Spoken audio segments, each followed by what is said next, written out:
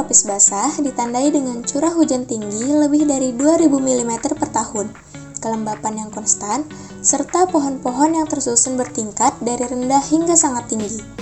Keanekaragaman jenisnya juga sangat tinggi, mulai dari semai hingga pohon dewasa, dengan berbagai tipe hutan seperti mangrove, rawa, pantai, hingga dataran rendah. Sementara itu, hutan tropis kering memiliki curah hujan lebih rendah dengan musim kering yang jelas. Struktur tegakannya berbentuk kurva J terbalik yang menunjukkan regenerasi normal, serta keragaman jenis yang sedang hingga tinggi meski jumlah spesiesnya lebih sedikit dibanding dengan hutan basah. Karena vegetasinya tidak terlalu rapat dan kesuburan tanah yang rendah, hutan tropis kering lebih rentan terhadap aktivitas manusia seperti ladang berpindah dan penebangan kayu.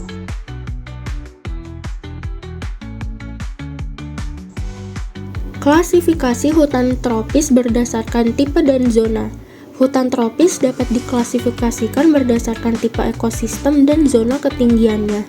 Berdasarkan ketinggian, hutan hujan tropis dibagi menjadi 3 zona utama, yaitu hutan hujan bawah 0-1000 meter yang didominasi oleh famili Dipterocarpaceae dan memiliki keanekaragaman spesies yang tinggi, hutan hujan tengah 1000-3300 meter, di mana pohon-pohonnya seperti dari famili Fagaceae dan Magnolia memiliki ciri fisiognomi yang lebih pendek, dan hutan hujan atas 3300-4100 meter yang didominasi oleh pohon-pohon pendek seperti Podocarpus dan Dacrydium.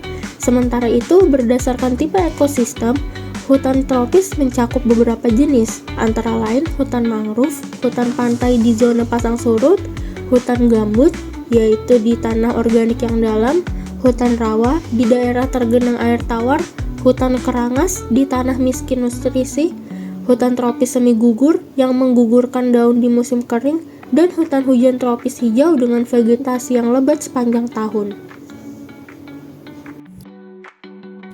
Hutan tropis kering dan lembab punya perbedaan yang sangat jelas. Hutan tropis kering mendapat curah hujan 700 sampai dengan 2000 mm per tahun, dengan musim kering panjang hingga 6 bulan.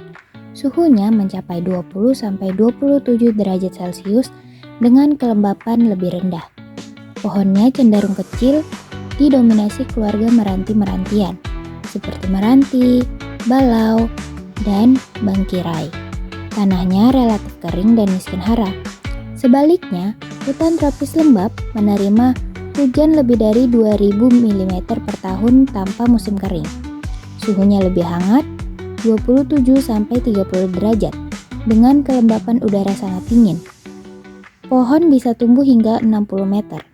Kanopi rapat dan vegetasinya sangat beragam, mulai dari anggrek, liana, hingga berbagai jenis paku. Tanahnya lembab, subur, dan menopang ekosistem yang stabil dengan keanekaragaman hayati yang sangat tinggi.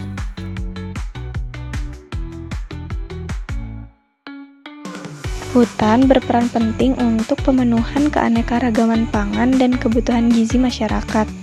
Makanan yang bersumber dari hutan menyediakan mikronutrien dan berkontribusi pada keragaman makanan. Yang pertama, sumber karbohidrat alternatif. Hutan menyediakan berbagai alternatif pengganti padi. Di wilayah-wilayah tertentu, sagu dari pohon palem adalah makanan pokok yang kaya energi.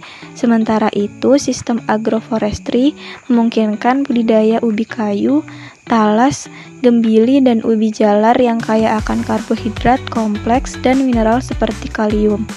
Umbi-umbian ini adalah benteng pertahanan pangan saat musim paceklik. Yang kedua, buah-buahan hutan.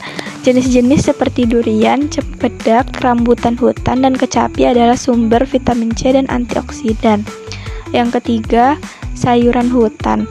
Pucuk-pucuk muda seperti umbut rotan atau berbagai jenis pakis kaya akan serat dan mineral yang sangat dibutuhkan untuk diet seimbang dan mencegah kekurangan gizi atau malnutrisi. Lalu yang terakhir yaitu protein dan lemak. Pangan seperti jengkol dan petai menyediakan protein nabati dan madu hutan memberikan sumber energi cepat dengan khasiat kesehatan.